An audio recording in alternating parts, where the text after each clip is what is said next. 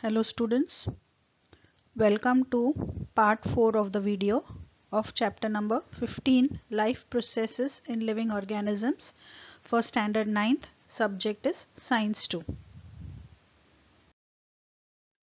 In the last video we studied the structure of human excretory system. In this video we shall be studying the structure of nephron and mechanism of urine formation. Each kidney consists of about millions of basic filtration units called as the nephrons. So this is how a single nephron looks like. Nephrons are also called as uriniferous tubules. These are the structural and functional units of kidney. And how many are they in number? Each kidney consists of about 1 million nephrons. Each nephron has a cup-shaped thin-walled upper part called as the Bowman's capsule. So the part from this end to this end, which looks like a cup, is called as the Bowman's capsule. And this is followed by a tube-like structure which is called as the renal tubule. The renal tubule starts from the base of the Bowman's capsule. The Bowman's capsule contains a globular network of capillaries, and this globular network of capillaries is called as the glomerulus.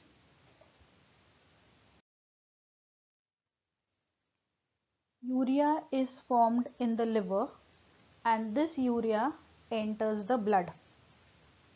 There is a renal artery which enters into the kidney. So this is the structure of one kidney. This is the renal artery which enters into the kidney. So the renal artery will enter into the kidney through a notch which is present at the center of the kidney, which is called as a hilus, and this renal artery brings in blood containing urea into the kidney.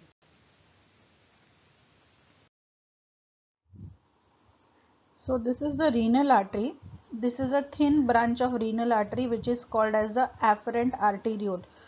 The blood containing urea which is brought by the renal artery is carried by the afferent arteriole to the glomerulus, and the thinner efferent arteriole, the thinner efferent arteriole carries the blood away from the glomerulus.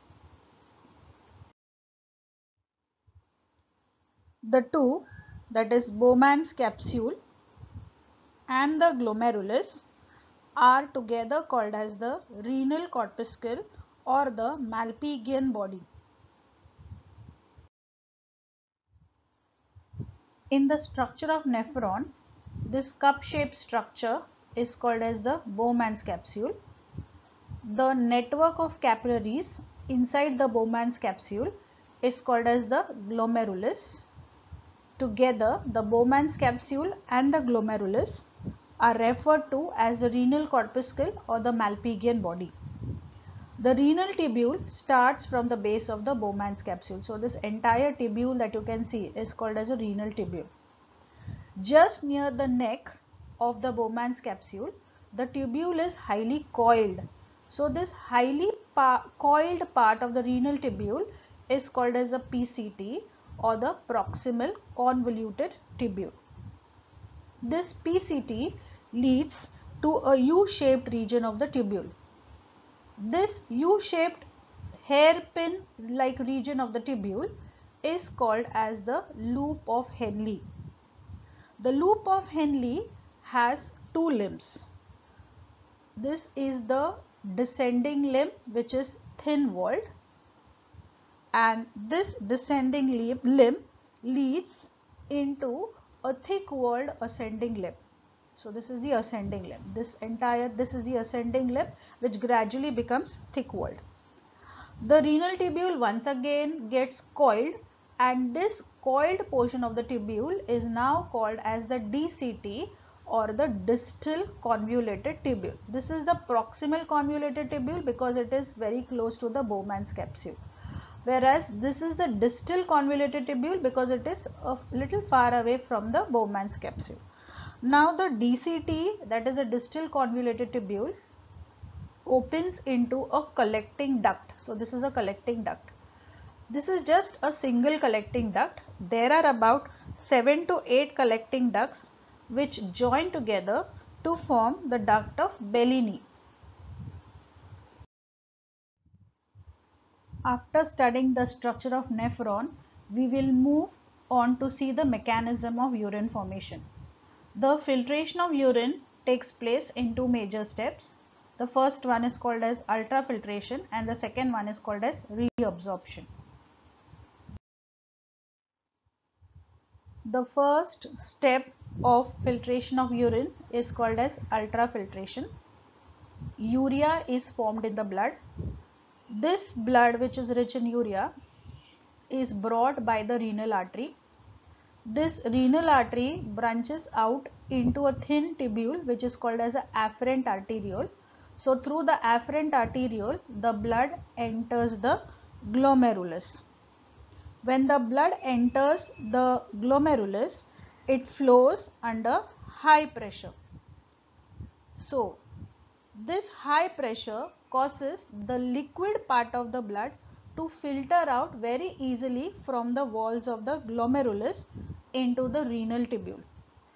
So as this filtration of blood takes place under extraordinary force, the filtration is called as ultrafiltration. When ultrafiltration process takes place, almost all the liquid part of the blood, including the plasma, along with organic and inorganic substances, including urea, glucose, amino acids, come out from the glomerulus and passes into the funnel shaped structure of the Bowman's capsule. The fluid which now enters from the Bowman's capsule into the renal tubule is called as the glomerular filtrate. This glomerular filtrate contains urea, water, salts, glucose and plasma solutes.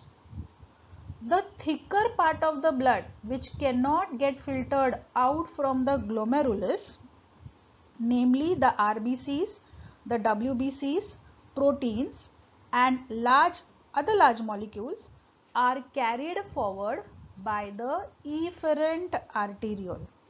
Thus, the blood proceeding away from the glomerulus is relatively thick. The second step of urine formation or urine filtration is called as reabsorption. Once the glomerular filtrate enters the renal tubule, that filtrate is not yet urine, because the filtrate is an extremely dilute solution and it contains a lot of useful substances like glucose, amino acids, calcium ions, potassium ions, water, sodium ions, etc. As the filtrate passes through the tubule, much of the water is reabsorbed together with the useful substances. For example, you can see the proximal convoluted tubule, that is a PCT, absorbs glucose, amino acids, potassium ions, calcium ions. A lot of water is absorbed in the loop of Henle. The ascending part of the loop of Henle helps in the absorption of sodium ions. So certain substances like the potassium ions in the normal course and a large number of other foreign chemicals like the ducts are now passed into the DCT, forming urine.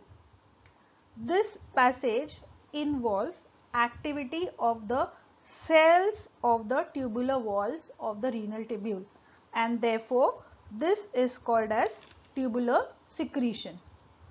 The filtrate which is left after reabsorption of the usable substances which gets collected in the collecting duct is called as the urine. The part of the blood which does not get filtered from the glomerulus is the part of the blood which is thick, and this blood does not contain any waste materials. This thick part of the blood contains RBCs, WBCs, some large molecules and proteins.